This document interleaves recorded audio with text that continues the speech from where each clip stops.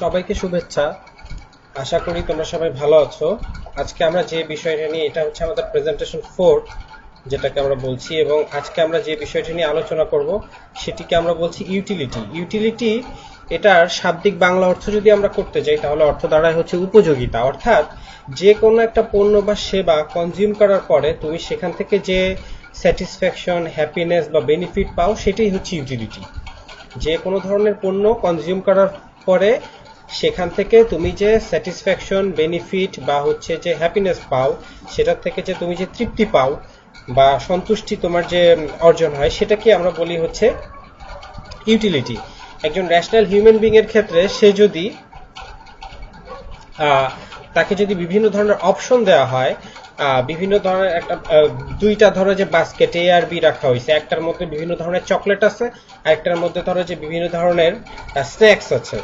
এখন সে কোনটা চুজ করবে সেটা আসলে ডিপেন্ড করবে সে কি আসলে চকলেট থেকে বেশি ইউটিলিটি পায় নাকি হচ্ছে স্ন্যাক্স থেকে বেশি ইউটিলিটি পায়। যদি তার কাছে মনে হয় যে চকলেটটা তাকে বেশি ইউটিলিটি দিবে তাহলে সে চকলেটটা চুজ করবে, অর্থাৎ যে বক্সটার মধ্যে বা বাক্সটার মধ্যে চকলেট আছে সেটা চুজ করবে। আর যদি দেখা যায় যে সে হচ্ছে যে স্ন্যাক্স থেকে বেশি ইউটিলিটি পায় তাহলে সে হচ্ছে যে বাস্কেটটার মধ্যে বা যে বক্সটার মধ্যে স্ন্যাক্স আছে সেইটাকে সে হচ্ছে চুজ করবে।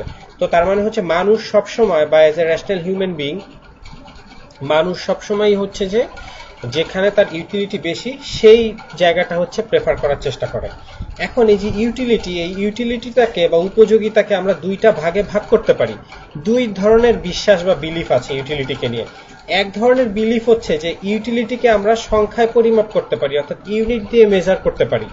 যেমন তোমাকে ধরো যে কেউ যদি বলে যে আমি একটা আইসক্রিম খেয়ে 200 ইউনিট ইউটিলিটি পেয়েছি আর সেই সাথে একটা চকলেট খেয়ে 100 ইউনিট ইউটিলিটি পেয়েছি, তার মানে আমরা সহজেই বলতে পারবো যে আইসক্রিম থেকে সে চকলেটের ডাবল ইউটিলিটি পেয়েছে। অর্থাৎ আইসক্রিম থেকে সে চকলেট কনজিউম করার ফলে তার যতটুকু স্যাটিসফ্যাকশন হয়েছে, আইসক্রিম কনজিউম করার ফলে তার ডাবল স্যাটিসফ্যাকশন হয়েছে।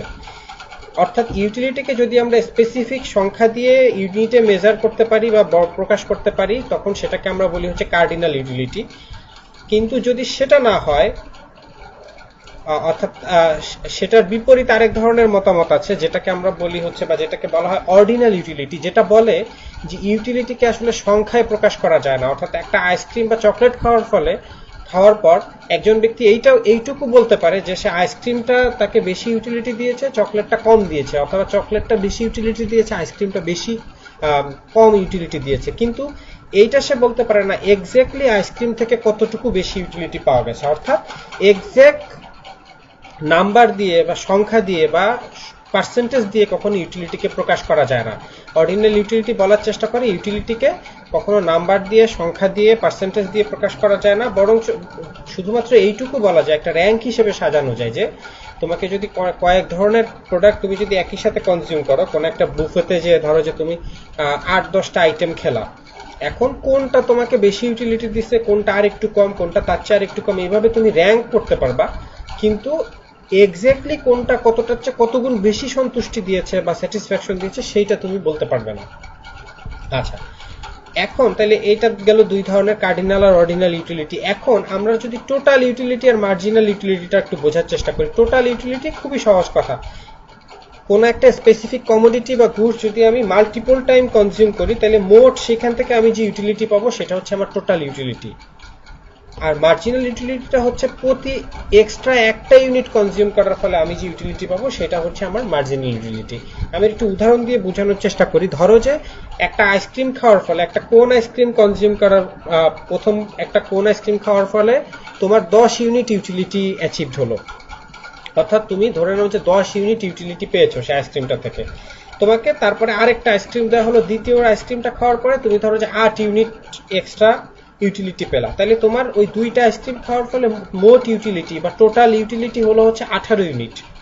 কিন্তু মার্জিনাল ইউটিলিটি কত হবে? মার্জিনাল ইউটিলিটি হবে অনলি 8 ইউনিটস। কারণ মার্জিনাল ইউটিলিটি সেকেন্ড আইসক্রিমটা খাওয়ার ক্ষেত্রে তুমি এক্সট্রা খাওয়ার পর তুমি এক্সট্রা 8 ইউনিট এক্সট্রা ইউটিলিটি পেয়েছো, সেটাই হচ্ছে তোমার মার্জিনাল ইউটিলিটি। অর্থাৎ টোটাল ইউটিলিটি এখানে 18 ইউনিট আর মার্জিনাল ইউটিলিটি হবে হচ্ছে 8 ইউনিট। আমরা আরে একটা নিউমেরিক্যাল এক্সাম্পল দিয়ে যদি বোঝার চেষ্টা করি তাহলে হয়তো আরেকটু ভালো আমরা বুঝতে পারবো। ধরো এইখানে ধরো যে চকলেটের কথা বলা হচ্ছে, অর্থাৎ কোন একজন ইন্ডিভিজুয়ালকে একসাথে পরপর 5টা চকলেট ধরো যে খাওয়ানো হয়েছে। এখন যখন তাকে কোনো চকলেট খাওয়ানো হয় নাই, যখন তার চকলেটের কনজাম্পশনের অর্থাৎ যখন কোয়ান্টিটি 0 ছিল, তখন অটোমেটিক্যালি অবভিয়াসলি তার টোটাল ইউটিলিটিও ছিল 0, কারণ সে তো কোনো চকলেট আসলে কনজিউমই করে নাই, তার মানে তার ইউটিলিটির এখানে কোনো প্রশ্নই আসে না। এখন তাকে যখন প্রথম চকলেটটা খাওয়ানো হলো, তখন দেখা গেল যে তার টোটাল ইউটিলিটি হয়েছে 4 ইউনিট, অর্থাৎ প্রথম চকলেটটা খাওয়ার পরে তার 4 ইউনিট ইউটিলিটি হলো। এখন এই যে একটা এক্সট্রা ইউনিট চকলেট সে খাইলো, তার ফলে তার যে এক্সট্রা 4 ইউনিট ইউটিলিটি পাইলো, এইটাই হচ্ছে তার মার্জিনাল ইউটিলিটি। অর্থাৎ প্রথম চকলেটটা খাওয়ার ফলে তার মার্জিনাল ইউটিলিটি হয়েছে 4 ইউনিট। এরপর তাকে আরেকটা চকলেট দেওয়া হলো, দ্বিতীয় চকলেটটা যখন সে খাবে বা কনজিউম করবে, তারপরে দেখা গেল যে তার টোটাল ইউটিলিটি হচ্ছে 7 ইউনিট, অর্থাৎ দ্বিতীয় চকলেটটা থেকে সে এক্সট্রা 3 ইউনিট ইউটিলিটি পেয়েছে। তার মানে তাইলে এখানে মার্জিনাল ইউটিলিটি হয়ে যাবে 3, কারণ দ্বিতীয় চকলেটটা খাওয়ার পরে এক্সট্রা ইউটিলিটি পাওয়া গেছে 3 ইউনিট, তার মানে মার্জিনাল ইউটিলিটি হবে 3। তৃতীয় চকলেটটা যখন তাকে দেওয়া হয়েছে, তখন সে এক্সট্রা আরো 2 ইউনিট ইউটিলিটি তার যোগ হয়েছে এবং টোটাল ইউটিলিটি তার হয়ে দাঁড়ালো হচ্ছে 9। এবং এই ক্ষেত্রে যেহেতু তৃতীয় চকলেটটার ক্ষেত্রে সে এক্সট্রা 2 ইউনিট মার্জিনাল ইউটিলিটি পেয়েছে, অর্থাৎ 2 ইউনিট ইউটিলিটি পেয়েছে, তাহলে এইটাই হবে তার মার্জিনাল ইউটিলিটি। অর্থাৎ তৃতীয় চকলেটটার ক্ষেত্রে মার্জিনাল ইউটিলিটি হচ্ছে 2। এখন তাকে আবার চতুর্থ চকলেটটা 4 নাম্বার চকলেটটা যখন দেওয়া হলো, তখন দেখা গেল যে তার টোটাল ইউটিলিটি বেড়ে দাঁড়ালো 10, অর্থাৎ তৃতীয় চকলেটটা খাওয়ার ফলে টোটাল ইউটিলিটি ছিল 9, সেখান থেকে বেড়ে চতুর্থটা খাওয়ার ফলে হয়ে গেল 10, তার মানে এই ক্ষেত্রে মার্জিনাল ইউটিলিটি হয়ে যাবে হচ্ছে 1। এখন তাকে যদি এই মুহূর্তে বা ওই সময় আরো একটা এক্সট্রা চকলেট দেওয়া হয়, তখন দেখা গেল যে এই পঞ্চম চকলেটটা বা 5th চকলেটটা খাওয়ার ফলে তার আর নতুন কোনো ইউটিলিটি অ্যাড হয় নাই। তার মানে তখন আমরা বলবো যে যেহেতু নতুন ইউটিলিটি অ্যাড হয় নাই, তখন আগের বারও 10, এইবারও টোটাল ইউটিলিটি 10, টোটাল ইউটিলিটিতে কোনো চেঞ্জ আসে নাই, তার মানে মার্জিনাল ইউটিলিটি হয়ে যাবে 0। আচ্ছা, এখন এইখানে তোমরা একটা ট্রেন্ড কিন্তু দেখতে পাচ্ছ, যে ফলো করতে পারতেছো যে over the time marginal utility কিন্তু কমতেছে। 4 থেকে 3 হয়েছে, 3 থেকে 2 হয়েছে, 2 থেকে 1 হয়েছে, 1 থেকে 0 হয়েছে। এটা খুব একটা কমন হচ্ছে যে রেশনাল হিউম্যান বিহেভিয়ার, যে মানুষকে যদি একটা সেট পিরিয়ড অফ টাইমে একই জিনিস যতবার কনজিউম করাবা, সে আস্তে আস্তে তার ওইটার উপযোগিতা কমতে থাকবে। তোমার ধরো যে তুমি আইসক্রিম খেতে খুব পছন্দ করো, তোমাকে যদি আমি একই সাথে একই সময় পর পর 1টা 2টা 3টা 4টা 5টা এভাবে আইসক্রিম খাওয়াতে থাকি, তাহলে দেখবা যে একটা সময় পরে যে তোমার আইসক্রিম একদমই ভালো লাগবে না, এবং প্রথম আইসক্রিমটা তুমি যত মজা করে খেয়েছো, পঞ্চম আইসক্রিমটা কিন্তু খেতে তুমি অতটা এনজয় করবে না। এখন কথা হচ্ছে যে ইউটিলিটি বা মার্জিনাল ইউটিলিটি এগুলো কি 0 মানে মাইনাস হতে পারে কিনা? এখানে তো আমরা 0 পর্যন্ত দেখলাম, কিন্তু মাইনাস কি হতে পারে কিনা, অর্থাৎ -1 -2 -3 এরকম কি হতে পারে কিনা? অ্যান্সার হচ্ছে যে না, কারণ হচ্ছে ইউটিলিটি ইটসেলফ, এটা দেখো যে এটা একটা পজিটিভ জিনিস। ইউটিলিটির মানেই কিন্তু আমরা সংজ্ঞায় বলেছি যে ইউটিলিটি মানেই হচ্ছে যে স্যাটিসফ্যাকশন, বেনিফিট, এটার উপযোগিতা, সন্তুষ্টি, অর্থাৎ সব পজিটিভ জিনিস। এটা যখন নেগেটিভ হয়ে যাবে, অর্থাৎ কোনো একটা জিনিস খাওয়ার ফলে যদি তোমার ক্ষতি হয় বা তুমি নেগেটিভলি এফেক্টেড হও, তখন কিন্তু সেটার ইউটিলিটির সংজ্ঞার মধ্যেই বা ইউটিলিটির কভারেজের মধ্যেই আর পড়বে না। কাজে ইউটিলিটি কখনো নেগেটিভ হয় না। সাধারণ অর্থে আমরা ইউটিলিটি আমরা 0 পর্যন্ত ধরি, যে ইউটিলিটি হয়েছে 0, কিন্তু -1 ইউটিলিটি হয়েছে এটা আমরা বলি না।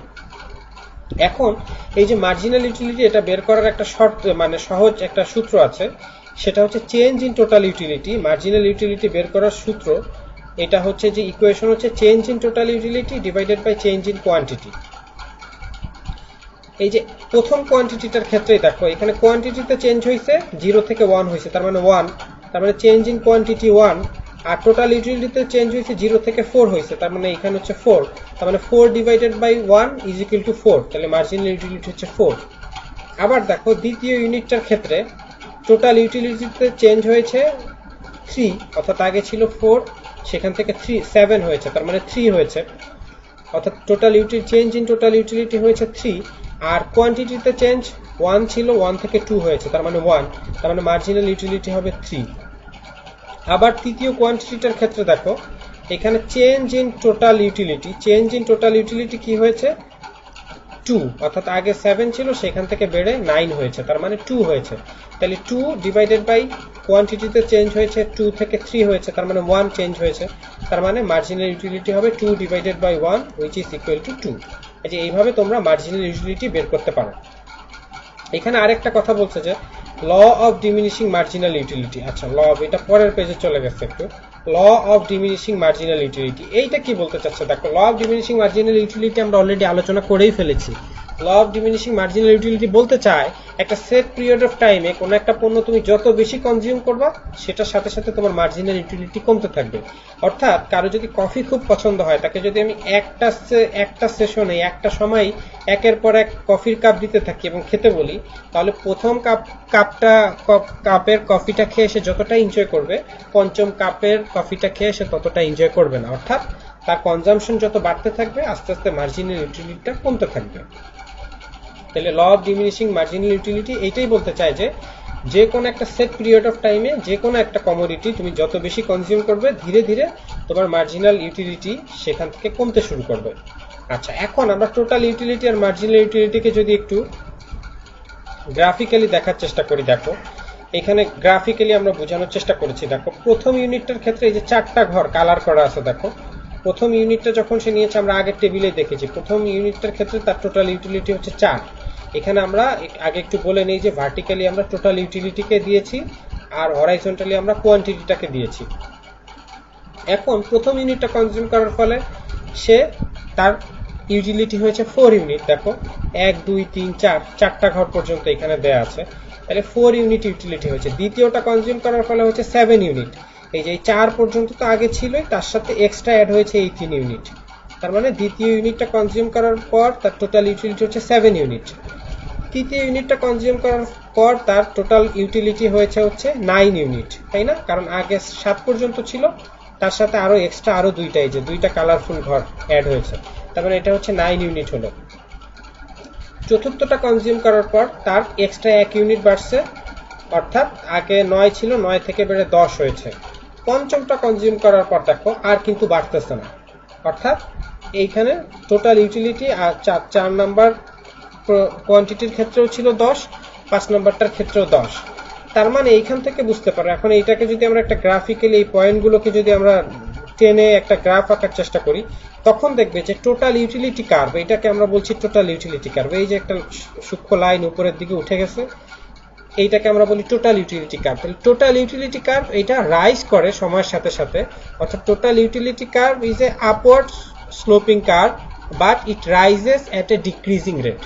Total utility curve is a upward sloping curve but it rises at A decreasing rate. মানে কি, টোটাল ইউটিলিটি কার্ভটা এটা ঊর্ধ্বমুখী একটা রেখা, কিন্তু এইটা সময়ের সাথে সাথে এটা বাড়ার, ঊর্ধ্বমুখী উপরে ওঠার যে হারটা সেটা কমতে থাকে। দেখো এখান থেকে খুব দ্রুত শার্প রাইজ করতেছিল, করতে করতে আস্তে আস্তে কিন্তু রাইজ করার পরিমাণটা কমে আসছে, মানে এত শার্পলি রাইজ করতেছিল, এবং একটা পর্যায়ে আসার পরে এটা আর বাড়বে না, এই জায়গায় স্টিপ হয়ে যাবে এবং হরাইজন্টাল এক্সিসের সাথে প্যারালালি চলতে শুরু করবে।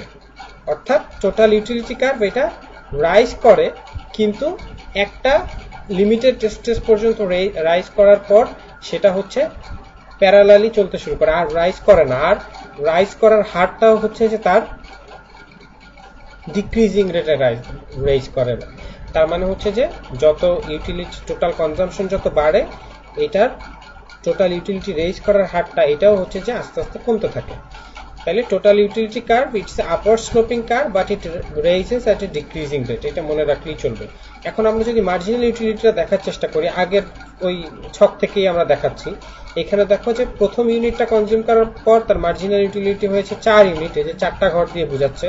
দ্বিতীয়টা কনজিউম করার পর মার্জিনাল ইউটিলিটি 3 ইউনিট। তৃতীয়টা কনজিউম করার পর মার্জিনাল ইউটিলিটি হয়েছে 2 ইউনিট। চতুর্থটা কনজিউম করার পর মার্জিনাল ইউটিলিটি হয়েছে 1 ইউনিট। অর্থাৎ এইখানে দেখো কোয়ান্টিটি যত বাড়তেছে, কোয়ান্টিটি 1 2 3 4 5 যত বাড়তেছে, মার্জিনাল ইউটিলিটিটা তত কমতেছে। কোয়ান্টিটি যত বাড়ে মার্জিনাল ইউটিলিটি তত কমে, যেটা আমরা law of diminishing marginal utility থেকে অলরেডি দেখেছি। তাহলে এখান থেকেও বুঝতে পারতেছো যে দেখো 1 এর ক্ষেত্রে কত বেশি ছিল আর 5 নাম্বারটার ক্ষেত্রে একদম 0। অর্থাৎ কোয়ান্টিটি যত বাড়ে মার্জিনাল ইউটিলিটি তত কমতে থাকে। আচ্ছা, তাহলে এইটা গেল। এখন আমরা একটু কনজিউমার সারপ্লাস এইটা বোঝার চেষ্টা করি। কনজিউমার সারপ্লাস জিনিসটা কি? আচ্ছা, কনজিউমার সারপ্লাস এটা একটা সেলফ এক্সপ্লেনেটরি ওয়ার্ড। কনজিউমার মানে হচ্ছে ভোক্তা, যে কোনো একটা পণ্য ক্রয় করে বা কিনে ভোগ করে সে হচ্ছে কনজিউমার, আর সারপ্লাস মানে হচ্ছে উদ্বৃত্ত, অর্থাৎ ভোক্তার কি উদ্বৃত্ত থাকতেছে। আচ্ছা, আমরা একটু ব্যাখ্যা করে বললেই তোমরা হচ্ছে বুঝতে পারবে। ধরো কোন একটা পণ্য থেকে তোমার 100 টাকার স্যাটিসফ্যাকশন আসে, কোন একটা পণ্য তুমি কনজিউম করার ফলে তুমি 100 টাকার স্যাটিসফ্যাকশন পাও, কথার কথা ধরে নাও। এখন এই যে তুমি 100 টাকার স্যাটিসফ্যাকশন যেহেতু পাও, তার মানে তুমি এই পণ্যটার জন্য 100 টাকা স্পেন্ড করতে রাজি আছো, তাই না? যেহেতু এই পণ্যটা থেকে তোমার 100 টাকার স্যাটিসফ্যাকশন আসে, তাহলে তুমি এই পণ্যটার জন্য কিন্তু 100 টাকা স্পেন্ড করতে রাজি আছো। এখন বাজারে যে তুমি যদি ওই পণ্যটাই 70 টাকায় পেয়ে যাও, তাইলে কেমন হয়? তাইলে বিষয়টা হচ্ছে তোমার জন্য একটা বেনিফিশিয়ারি একটা বিষয় হয়, অর্থাৎ তুমি এক্সট্রা 30 ইউনিটের জন্য তোমাকে, অর্থাৎ তুমি 100 টাকার ইউটিলিটি 70 টাকায় পেয়ে যাচ্ছ, 30 ইউনিট ইউটিলিটি তুমি ফ্রি পাচ্ছ। এই যে 30 ইউনিট ইউটিলিটি যেটার জন্য তোমাকে কোনো পে করতে হচ্ছে না, সেটাই হচ্ছে কনজিউমার সারপ্লাস। অর্থাৎ consumer surplus is basically, consumer surplus is what we are prepared to pay minus what we actually pay। অর্থাৎ আমি 100 টাকা দিতে রাজি ছিলাম, কিন্তু আমি 70 টাকায় পণ্যটা পেয়ে গেলাম, তাইলে আমার কনজিউমার সারপ্লাস হচ্ছে ওই যে 30 টাকার সমমূল্যের যে ইউটিলিটি বা 30 টাকা, ওইটা হচ্ছে আমার কনজিউমার সারপ্লাস।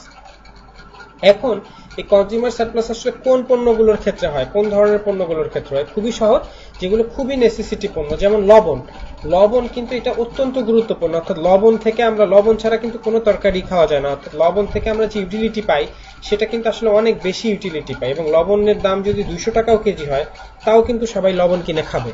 কিন্তু আসলে আমরা ইন রিয়েলিটি কি দেখি, মার্কেটে কিন্তু লবণ 30, 35, 40 টাকা 1 কেজি লবণ পাওয়া যায়, তাই না? তাহলে দেখো যে লবণের জন্য তুমি 200 টাকা দিতেও রাজি ছিল, কিন্তু সে লবণ তুমি 30 টাকায় পেয়ে যাচ্ছ, তার মানে তোমার এখানে কনজিউমার সারপ্লাস হচ্ছে 170 টাকা। ম্যাচ বক্সের কথা ধরো, ম্যাচ বক্স গুলো কিন্তু আমরা 15-20 টাকায় কিন্তু 1 ডজন ম্যাচ বক্স পেয়ে যাই, তাই না? কিন্তু এই ম্যাচ থেকে আমরা যে ইউটিলিটি পাই সেটা কিন্তু আসলে এই 15-20 টাকার চেয়েও আসলে অনেক বেশি। তাহলে এই ম্যাচ বক্স আমি 15-20 টাকা দিয়ে কিনতেছি, কিন্তু এর থেকে ধরো আমি 200 টাকার ইউটিলিটি পাচ্ছি, তাহলে 20 টাকা বাদ দিলে 180 টাকা আমার কনজিউমার সারপ্লাস। এরকম যে জিনিসটা যত নেসেসারি, সেখান থেকে আমরা কনজিউমার সারপ্লাসও তত বেশি পাই। আচ্ছা, এখন আমরা একটা কনজিউমার সারপ্লাস একটা নিউমেরিক্যাল এক্সাম্পল দিয়ে বোঝানোর চেষ্টা করি। ধরো কোন একটা বাচ্চাকে, এখানে আমরা ছোটবেলায় পটেটো ক্র্যাকার চিপস খেতাম, সেটা হচ্ছে 60 টাকা করে তখন ছিল। তো সেই হিসাব ধরে আমরা ধরো যে এখানে চিপস কেউ একজন খাচ্ছে, সেটার তার হচ্ছে যে টোটাল ইউটিলিটি আর মার্জিনাল ইউটিলিটি, এবং সেখান থেকে কনজিউমার সারপ্লাসটা বোঝার চেষ্টা করি। ধরো কোন একটা বাচ্চা, তাকে পটেটো ক্র্যাকার্স দেওয়া হয়েছে 4টা পরপর। প্রথম পটেটো ক্র্যাকার্স বা প্রথম চিপসটা যখন সে খেয়েছে, তখন সে ওই চিপসটা থেকে 10 টাকার ইউটিলিটি পেয়েছে, 10 টাকার ইউটিলিটি পেয়েছে, তাহলে তার মার্জিনাল ইউটিলিটি হচ্ছে 10। এখন সেইটার জন্য তাকে আসলে পে করতে হয়েছে কত? 60 টাকা। আবার দ্বিতীয় ইউনিটটা যখন সে কনজিউম করলো, তখন সে আগের ইউনিটের মতো, তো law of diminishing marginal utility থেকে আমরা জানি যে প্রথম ইউনিটটায় যদি সে 10 টাকার ইউটিলিটি পায়, দ্বিতীয় ইউনিটটায় সে ইউটিলিটি পাবেন তার চেয়ে আরো কম, 10 টাকার চেয়ে আরো কম টাকা। ধরো যে দ্বিতীয় ইউনিটটার থেকে সে এক্সট্রা আরো 9 ইউনিট ইউটিলিটি পাইছে, তার মানে তার টোটাল ইউটিলিটি এখানে 19, মার্জিনাল ইউটিলিটি হচ্ছে 9। এখন ধরো তৃতীয় চিপসটা যখন সে খেয়েছে, তখন সে আরো এক্সট্রা 8 টাকার ইউটিলিটি পেয়েছে, তাহলে তার টোটাল ইউটিলিটি হচ্ছে 27, মার্জিনাল ইউটিলিটি হচ্ছে 8। ধরো চতুর্থ চিপসটা যখন সে খেয়েছে, তখন সে আরো এক্সট্রা 60 টাকার ইউটিলিটি পেয়েছে, তাহলে তার টোটাল ইউটিলিটি হয়ে দাঁড়াইছে 34, আর মার্জিনাল ইউটিলিটি হয়ে দাঁড়াইছে 7। এখন এই যে সে 4 প্যাকেট চিপস যে টোটাল সে খেলো, 4 প্যাকেট চিপস খাওয়ার ফলে সে টোটাল প্রথমটা থেকে 10, তারপরেরটা থেকে 9, তারপরেরটা থেকে 8, তারপরেরটা থেকে 7, টোটাল 34 ইউনিট সে হচ্ছে ইউটিলিটি পেয়েছে। কিন্তু সে আসলে পে করছে কত টাকা? প্রাইস কিন্তু ইউটিলিটির সাথে কমে বাড়ে নাই, প্রাইস কিন্তু প্রত্যেকটারই 7। এই যে দেখার চেষ্টা করো যে প্রত্যেকটা ইউনিটের জন্য তাকে কিন্তু 60 টাকাই দিতে হয়েছে, তার মানে সে টোটাল পে করলো 28 টাকা, কিন্তু তার সেখান থেকে ইউটিলিটি পেয়েছে 34 টাকা, 34 টাকা। তাহলে তার কনজিউমার সারপ্লাস বা সিএস হচ্ছে এখানে 6। যেহেতু সে টোটাল ইউটিলিটি পেয়েছে 34 টাকার, কিন্তু তাকে পে করতে হয়েছে আসলে 28 টাকা, তার মানে এখান থেকে সে টোটাল তার কনজিউমার সারপ্লাস হয়েছে 6 টাকা। আশা করি বুঝতে পেরেছো। এবার আমরা যদি একটু গ্রাফিক্যালি বোঝার চেষ্টা করি কনজিউমার সারপ্লাসটা, এইখানে দেখো এইখানে ধরো যে আমরা কোনো একটা পণ্যের একটা ডিমান্ড কার্ভ আঁকা হয়েছে, যখন প্রাইস পি ছিল তখন এম পরিমাণ প্রোডাক্ট একজন ক্রেতা ক্রয় করত, যখন প্রাইস কমে পি প্রাইম হয়ে গেল তখন এম প্রাইম পরিমাণ হচ্ছে ক্রয় করে বা ডিমান্ড করে। এখন এই যে পি প্রাইসে অ্যাট প্রাইস ওপিতে, অর্থাৎ প্রাইস যখন ওপি ছিল, ও থেকে পি পর্যন্ত, এই পি পর্যন্ত ছিল, তখন তার টোটাল ইউটিলিটি কত, এখান থেকে সে টোটাল ইউটিলিটি কত পাইছে সেটা কিভাবে বের করবা সেটা একটু বলে দিচ্ছি। যে ধরো যে ও পি প্রাইসের ক্ষেত্রে সে এম পরিমাণ কমোডিটি হচ্ছে ডিমান্ড করেছে, তাহলে তার টোটাল ইউটিলিটি হবে ও এম কিউ ডি। অর্থাৎ এই যে এম থেকে ডিমান্ড কার্ভটার উপরে যদি একটা লম্ব আঁকো, তাহলে তার লেফট সাইডে যে টোটাল যে ট্রাপিজিয়ামটা তৈরি হবে এইটাকে আমরা বলবো হচ্ছে তার টোটাল ইউটিলিটি। এই যে এইটা হচ্ছে, এই পুরো অংশটা হচ্ছে টোটাল ইউটিলিটি। এই যে ওপি প্রাইসে সে ও এম পরিমাণ ডিমান্ড করে, তাহলে এই যে ও এম থেকে কিউ পর্যন্ত এম কিউ একটা লম্ব আঁকলাম, এই লম্বের লেফট সাইডে টোটাল যে ট্রাপিজিয়ামটা তৈরি হইলো, অর্থাৎ ও এম কিউ ডি, এই ট্রাপিজিয়ামটা তৈরি হইলো, এই পুরো ট্রাপিজিয়ামটাই হচ্ছে তার টোটাল ইউটিলিটি। এখন কথা হচ্ছে সে ইউটিলিটি তো সে এতটুকু পুরাটাই পাইছে, এতটুকু, কিন্তু প্রাইস কি পুরাটার জন্য দিছে? প্রাইস কতটুকু দিল? প্রাইস দিছে হচ্ছে ও এম কিউ পি পর্যন্ত, অর্থাৎ যেহেতু ও পি প্রাইসে প্রোডাক্টটা সেল হয়েছে ও এম পর্যন্ত, তাহলে সে প্রাইস পে করছে হচ্ছে এই পর্যন্ত, অর্থাৎ এইখান থেকে এই যে একটা আয়তক্ষেত্র তৈরি হয়েছে ও এম কিউ পি বা ও পি কিউ এম যেটাই বলো, এই আয়তক্ষেত্রটা হচ্ছে তার প্রাইস। তাইলে সে টোটাল ইউটিলিটি পাইলো ও এম কিউ ডি, আর প্রাইস দিল হচ্ছে ও এম কিউ এম। তাহলে এই টোটাল ইউটিলিটি থেকে আমরা যদি প্রাইসটা বাদ দিয়ে দিই, এই যে টোটাল ইউটিলিটিটা থেকে যদি প্রাইসটা বাদ দিয়ে দিই, তাহলে আমরা যেটা পাবো এক্সট্রা সেটাই হচ্ছে কনজিউমার সারপ্লাস। এখানে টোটাল ইউটিলিটি হচ্ছে ও এম কিউ ডি, সেখান থেকে ও এম কিউপি যদি বাদ দিয়ে দিই, তাহলে এক্সট্রা এই যে একটা ট্রায়াঙ্গেল থাকতেছে, একটা ত্রিভুজ থেকে যাচ্ছে যেটা হচ্ছে পি কিউ ডি, এই পি কিউ ডিটাই হচ্ছে তার কনজিউমার সারপ্লাস। এই যে এখানে আমরা বলে দিয়েছি যে টোটাল ইউটিলিটি হচ্ছে ও এম কিউ ডি আর টোটাল প্রাইস দিতে হচ্ছে ও এম কিউপি। তাইলে এতটুকুর জন্য এই যে পি কিউ ডি, এটার জন্য তাকে কোনো প্রাইস পে করতে হচ্ছে না, এটার ইউটিলিটিটা সে অটোমেটিক পেয়ে যাচ্ছে, তার মানে এটাকে আমরা তখন বলবো যে কনজিউমার সারপ্লাস। এখন আসো, প্রাইস যদি কমে ও পি প্রাইম হয়ে যায়, অর্থাৎ প্রাইস আগের চেয়ে কমে যায়, তাহলে ল অফ ডিমান্ড থেকে আমরা জানি প্রাইস কমলে কোয়ান্টিটি বাড়ে, তাহলে আগে ও এম থাকলে এখন বেড়ে ও এম প্রাইম হইল। এখন দেখো এইখানে তার টোটাল ইউটিলিটি কত, O M prime Q prime D, তাই না? O M prime Q prime D, কারণ এই যে এম প্রাইম থেকে ডিমান্ড কার্ভের উপর লম্ব এম প্রাইম কিউ প্রাইম, তার লেফট সাইডের টোটাল যে ট্রাপিজিয়ামটা তৈরি হয়েছে সেটা কি, O M prime Q prime D, এই পুরো ট্রাপিজিয়ামটাই হচ্ছে তার টোটাল ইউটিলিটি। এখন সে আসলে পে করতেছে কতটুকু, যেহেতু সে ও পি প্রাইম প্রাইসে কিনতেছে, তাহলে তার প্রাইস যাচ্ছে হচ্ছে O P prime Q prime M prime বা O M prime Q prime P prime, যেদিক থেকেই বলো, এটা বলার ক্ষেত্রে জাস্ট সিকুয়েল মেনটেন করলেই হবে, সিকুয়েল। আচ্ছা, তাইলে এই আয়তক্ষেত্রটুকু হচ্ছে তার প্রাইস। তাইলে সে টোটাল ইউটিলিটি পাইলে দেখো কতটুকু, O M prime Q prime D, আর প্রাইস পে করলো কতটুকু, শুধু এতটুকু আয়তক্ষেত্র, এই যে O M prime Q prime P prime. তাহলে তার কনজিউমার সারপ্লাস কত হবে, এই যে পুরা যে একটা ট্রায়াঙ্গেল তৈরি হয়েছে এই পুরাটাই হচ্ছে তার কনজিউমার সারপ্লাস, অর্থাৎ P prime Q prime D, P prime Q prime D হচ্ছে তার কনজিউমার সারপ্লাস। তাহলে অর্থাৎ পুরা টোটাল ইউটিলিটি এখান থেকে আসছে হচ্ছে O M prime Q prime D, সেখান থেকে বিয়োগ করে দিব আমরা O M prime Q prime P prime, কারণ এইটুকু হচ্ছে সে প্রাইস, এইটুকুর জন্য সে পে করছে, আর বাকি যে অতটুকু এই যে P prime Q prime D, এটার জন্য সে পে করে নাই, কিন্তু এটা ইউটিলিটি হিসেবে সে পেয়ে গেছে, তাহলে এইটাই হচ্ছে তার কনজিউমার সারপ্লাস। এখন এখান থেকে তোমরা একটা জিনিস বুঝতে পারো যে প্রাইস যত কমে কনজিউমার সারপ্লাস তত বাড়ে। যখন পি প্রাইস ছিল তখন কনজিউমার সারপ্লাস ছিল মাত্র এতটুকু, এই যে পি কিউ ডি। যখন পি প্রাইস ছিল তখন কনজিউমার সারপ্লাস ছিল পি কিউ ডি। যখন প্রাইস কমে পি প্রাইম হয়ে গেল তখন কনজিউমার সারপ্লাস বেড়ে দাঁড়াইলো P prime Q prime D. অর্থাৎ এখানে দেখো আমরা বলে দিয়েছি যে প্রাইস যদি কমে তাহলে কনজিউমার সারপ্লাস বাড়ে, আর প্রাইস যদি বাড়ে তাহলে কনজিউমার সারপ্লাস কমে। তো এই ছিল আমাদের আজকের মতো। তো সবাইকে অনেক ধন্যবাদ, সবাই ভালো থাকো, সবাইকে অনেক ধন্যবাদ ভিডিও দেখার জন্য।